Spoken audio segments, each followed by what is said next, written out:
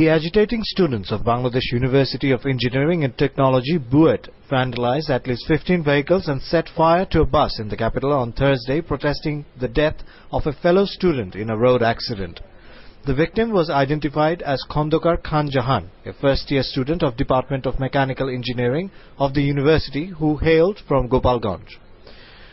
The students went on rampage in different areas adjacent to the university, including Azimpur, Polashi and Lalbagh at about 10:45 a.m. and vandalized the vehicles.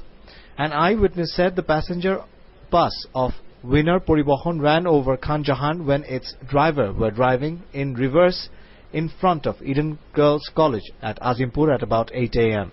Later, he died at Dhaka Medical College Hospital. The agitating students vandalized the killer bus and set fire to it immediately after the incident. Additional contingent of police were deployed on the campus to bring the situation under control.